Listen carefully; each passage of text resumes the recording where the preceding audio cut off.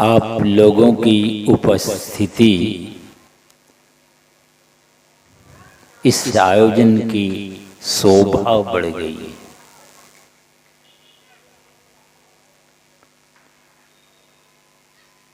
एक राजा बहुत जिद्दी थे।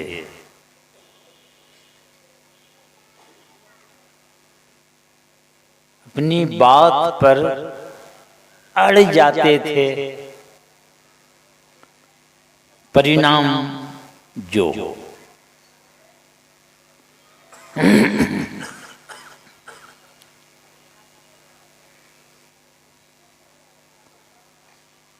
तो राजा अपनी प्रजा के ऊपर कर को बढ़ा दिए। मालगुजारी लगता है ना,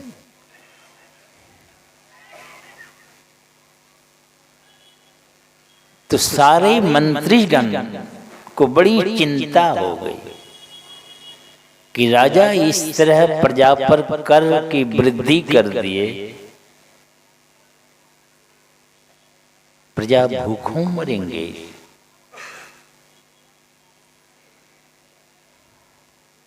पर राजा के पास जाए कौन कहने?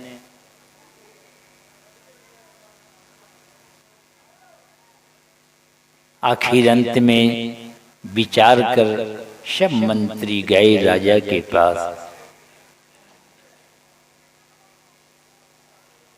और प्रार्थना करते हैं कि प्रजा के ऊपर से इस कर को आप हटा लें, नहीं तो प्रजा को बहुत दुख होगा।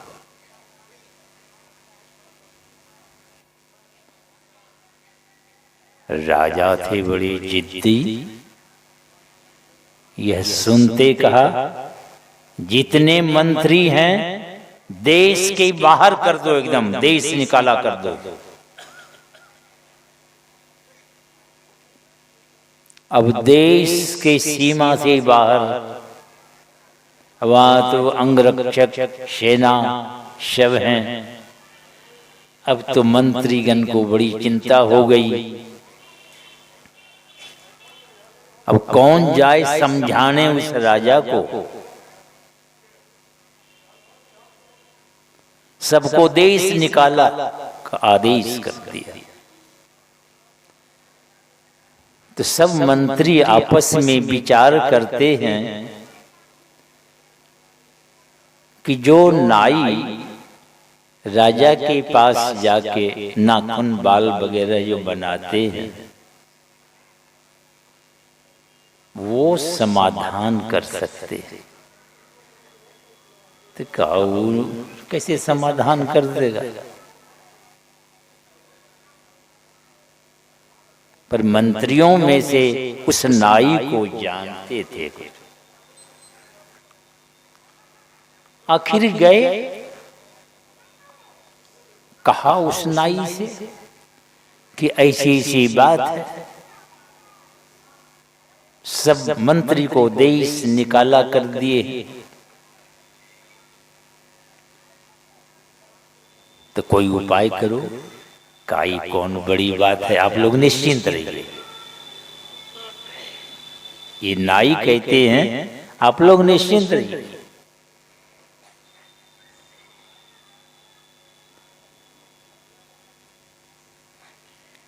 तो नाई पहुंचे, बाल बनाने समय पर जो जाते थे। राजा कुर्सी पर बैठे हुए थे, तो वे नाखून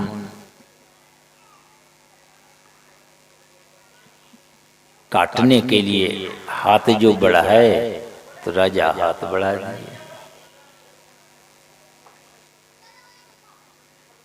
तो नाई कहते हैं कि राजन, मुझे बार बार आना पड़ता है इस नाखून को काटने के लिए, इसमें मैल भर जाता है, उससे बीमारी भी होती है। कहिए तुम इस नाखून को ही उखाड़ देते हैं। तो राजा को लगा कहीं उखाड़ दिए न दे। कहे नहीं नहीं नहीं। कहा महाराज मुझे बराबर आना पड़ता है इस नाखून को काटने के लिए, तो इसको उखाड़ देते हैं। तो राजा कहते हैं अरे हाथ की शोभा है, शोभा नाखून। अब सब नाखून उखाड़ दीजिए तब देखिए हाथ कैसा भद्दा लगेगा।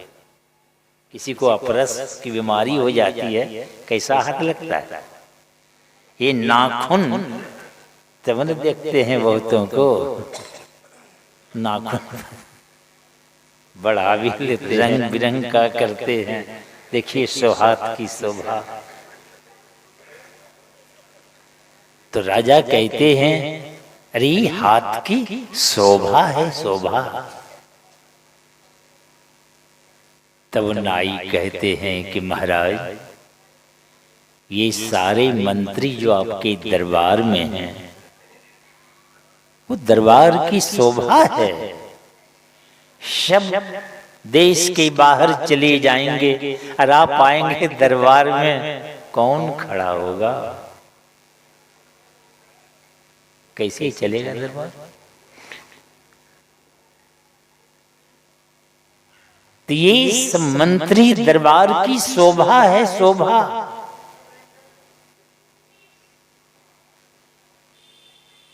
राजा कहते हैं ठीक कहते हो, कह दो सबको आने के लिए।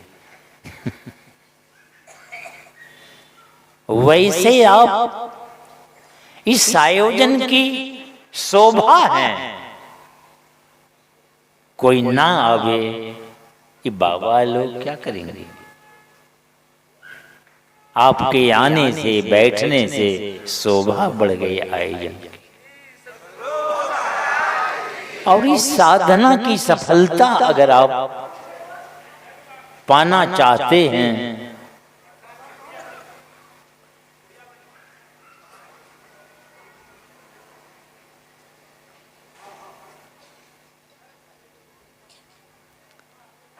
सफलता नहीं मिलती है।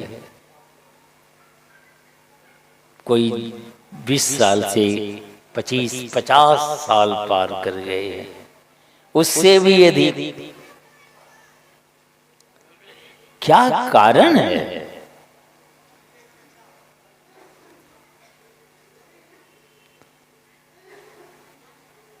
एक राजा को एक भी लड़का नहीं था, बड़ी चिंता हुई। संतान के अभाव में बहुत लोग देखते हैं बड़ी चिंतित रहते, तो राजा को भी चिंता रहती थी। एक महात्मा जी आए, राजा को बड़ी चिंतित देखकर कहा कि आप चिंता क्यों करते?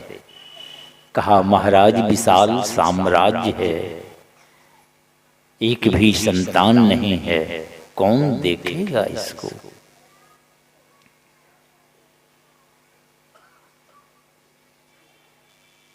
तो महात्मा जी कहते हैं अरे चिंता क्यों करते हो? आपके दरबार में एक से एक मंत्री हैं, किसी एक को बैठा दो चलाएगा। तो किसको बैठा दे? कौन है जो?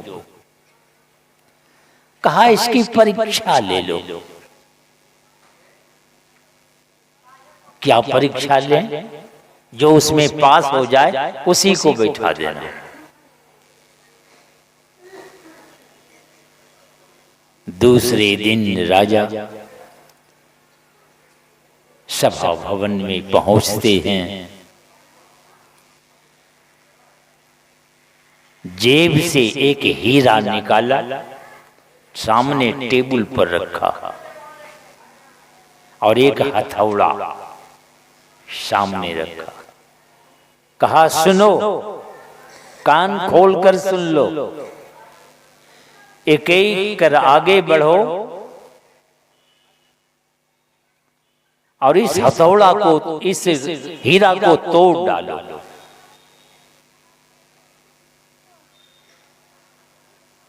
कोई मंत्री आगे नहीं बढ़ते, सब सन्नाटा। मंत्रियों को लगा कि राजा पागल तो नहीं हो गया है।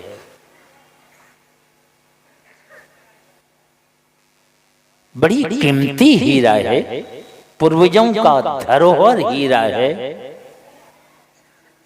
इन्हें गिने किन्हीं बादशाहों के पास हो ना हो, अब कहते हैं इस हीरा को तोड़ डालो।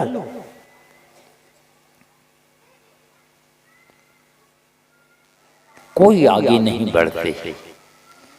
तब राजा नाम लेकर पुकारते हैं, तब तो आना पड़ा। का उठाओ हथौड़ा और ये हीरा को तोड़ डाला। तो मंत्री कहते हैं महाराज बड़ी कीमती हीरा है, पूर्वजों का धरोहर है।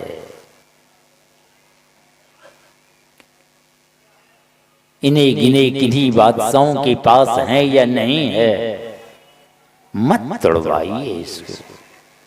का अच्छा जाओ बैठो। फिर नाम लेकर पुकारे तो आए। का उठा हथौड़ा, हीरा को तोड़ डालो। वे भी लगे समझाने कि मत तोड़वाइए महाराज, पूर्वजों का धरोहर हीरा है, बड़ी कीमती हीरा है। अच्छा जाओ बैठो। अब जो भी आता तो बादशाह को समझाने लगता। बादशाह कहते अच्छा जाओ बैठो। अंत में एक मंत्री आए। का उठाओ हथौड़ा, वे चट से हथौड़ा को उठाया। कहा मारो जोर से। मारा जोर से, हीरा टुकड़ा टुकड़ा हो गया।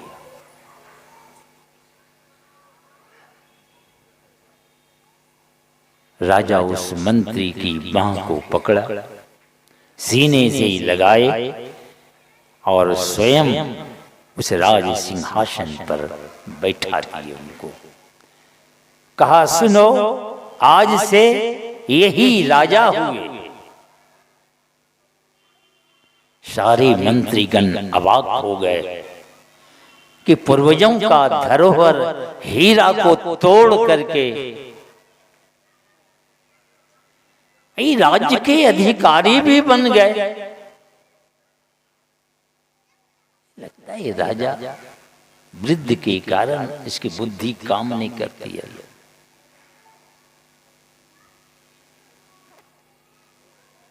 सभा में सन्नाटा है। तो राजा कहते हैं कान खोल करके सुन लो, और आप सब भी सुन लें। राजा क्या कहते हैं, मेरी आज्ञा से इस हीरा की कीमत अधिक है।